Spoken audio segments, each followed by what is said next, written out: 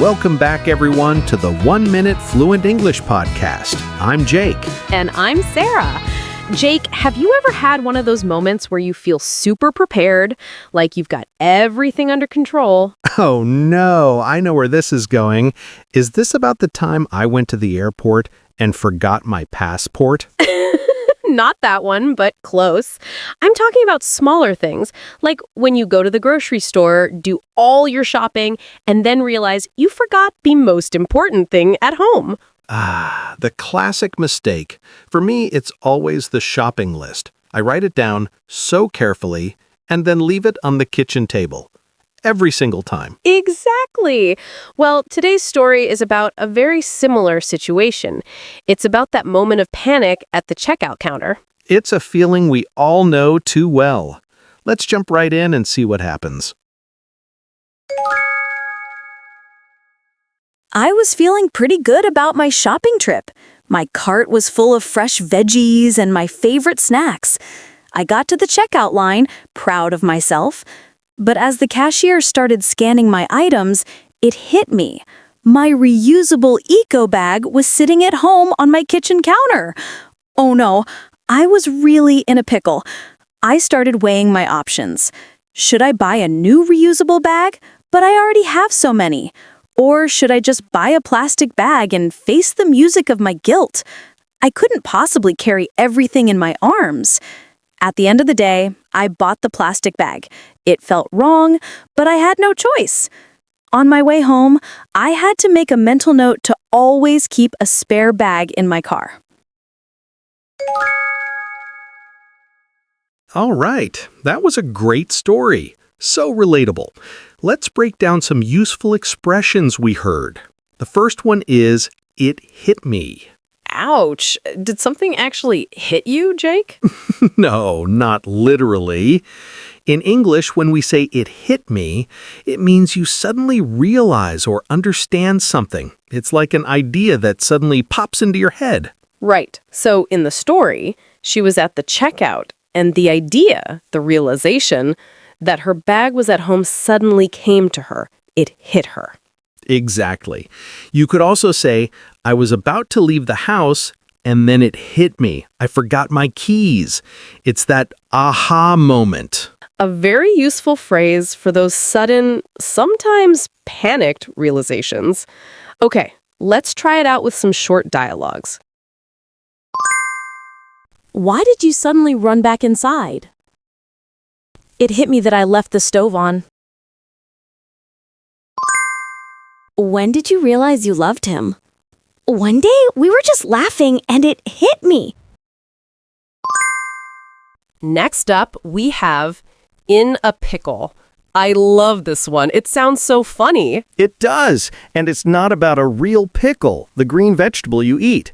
Being in a pickle means you are in a difficult or tricky situation. So the main character was in a pickle because she didn't have her bag and didn't know what to do. She had a problem. Precisely. It's a playful way to say you're in trouble.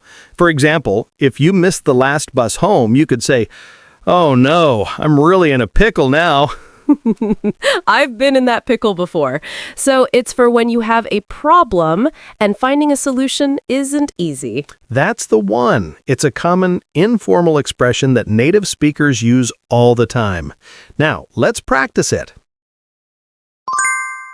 I accidentally sent a secret email to the whole company. Wow, you're really in a pickle. I promised to help 2 friends on the same day. Now I'm in a pickle. You'll have to choose one. Okay, so she's in a pickle. The next expression is what she does about it, weighing my options. This one sounds a bit more serious. What does it mean to weigh options? Imagine you have 2 or more choices and you're holding them in your hands, feeling which one is heavier or better. Weighing my options means you are carefully thinking about the different possibilities before making a decision. So she was thinking, should I buy a new bag or a plastic one or carry everything? She was considering the good and bad points of each choice. Exactly. It's what you do when you have a tough decision to make. Before I moved here, I was weighing my options between getting a new job or going back to school. That's a big decision. It's a great phrase to use when you need time to think. Let's practice with these dialogues. Have you decided which university to go to? Not yet. I'm still weighing my options. Should we drive or take the train for our trip? Let's spend a minute weighing our options. This brings us to our fourth expression, face the music.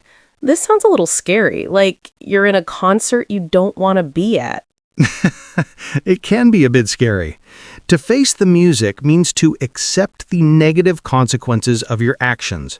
You did something wrong or made a difficult choice, and now you have to deal with the results. So, in the story, she felt guilty about buying a plastic bag. She had to face the music of that guilty feeling for not being environmentally friendly. Yes, another example is if you didn't study for a test, you have to go to class and face the music when you get a bad grade. You accept the reality of the situation. So it's about taking responsibility for the outcome, even if it's unpleasant. It's a very mature thing to do. That's right. It's about not running away from the problem. Okay, let's practice this useful idiom. I broke my mom's favorite vase. Well, you have to go home and face the music. I told my boss I was sick, but he saw me at the beach. Oh boy, tomorrow you'll have to face the music.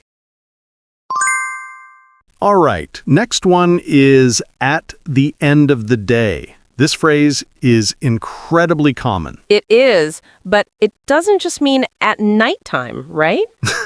Not at all. It means ultimately or in the end. We use it to talk about the most important fact or the final result of a situation after considering everything. I see. So in the story, after weighing all her options, the final decision, the most important outcome, was that she bought the plastic bag. At the end of the day, that's what happened. Perfect. You could say, we can argue about the best way to get there, but at the end of the day, we just need to arrive on time. It summarizes what is truly important. It's a great way to conclude your thoughts or state the final reality. Okay, let's try it out. He makes a lot of mistakes, but he's a good person. I agree. At the end of the day, that's what matters most. We can worry about the small details for weeks. You're right. At the end of the day, we just need to finish the project. And for our final expression, we have make a mental note. This one is something I do all the time, or I try to do. Me too. To make a mental note means to make a special effort to remember something in your mind. You are not writing it down. You're just telling yourself, okay, brain, remember this. Exactly. In the story, she makes a mental note to keep a bag in her car for next time. She's trying to store that information in her memory. It's like creating a little sticky note inside your head. When my friend tells me her birthday, I make a mental note so I don't forget. Right. It's a silent promise to yourself to remember. Let's finish up with the practice dialogues for this one. The meeting is at 3 p.m. tomorrow, not 2 p.m. Okay, I'll make a mental note of that. This is the best coffee I've ever had. I'll make a mental note to come back here again.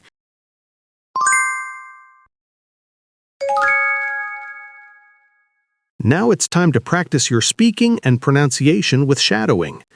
You're going to hear the story one more time. That's right. The first time, you'll see the text on the screen. Read along with the narrator. Try to copy the speed, rhythm, and intonation. Then we'll play it a second time without the text. This time, just listen and speak. Don't worry about being perfect. Just do your best to keep up. Are you ready? Let's begin. I was feeling pretty good about my shopping trip. My cart was full of fresh veggies and my favorite snacks. I got to the checkout line, proud of myself. But as the cashier started scanning my items, it hit me. My reusable eco bag was sitting at home on my kitchen counter. Oh no, I was really in a pickle. I started weighing my options. Should I buy a new reusable bag? But I already have so many. Or should I just buy a plastic bag and face the music of my guilt? I couldn't possibly carry everything in my arms. At the end of the day, I bought the plastic bag. It felt wrong, but I had no choice. On my way home, I had to make a mental note to always keep a spare bag in my car. I was feeling pretty good about my shopping trip. My cart was full of fresh veggies and my favorite snacks. I got to the checkout line, proud of myself. But as the cashier started scanning my items, it hit me. My reusable eco bag was sitting at home on my kitchen counter. Oh no, I was really in a pickle. I started weighing my options. Should I buy a new reusable bag? But I already have so many. Or should I just buy a plastic bag and face the music of my guilt? I couldn't possibly carry everything in my arms. At the end of the day, I bought the plastic bag. It felt wrong, but I had no choice. On my way home, I had to make a mental note to always keep a spare bag in my car. Great job, everyone! You made it through another lesson. Today, we learned some fantastic expressions for dealing with everyday problems. We sure did. From that moment of panic when it hit me to being in a pickle and then finally accepting the consequences and deciding to face the music. And remember that useful phrase, at the end of the day. At the end of the day, practicing a little bit every day is the most important thing for your English. It truly is. Keep up the amazing work. If you have any topics you'd like us to cover, please let us know in the comments. And don't be shy. We love reading your comments, even if you write them in your own language. We're happy you're here with us. Thanks for tuning in to the 1 Minute Fluent English podcast. We'll see you next time.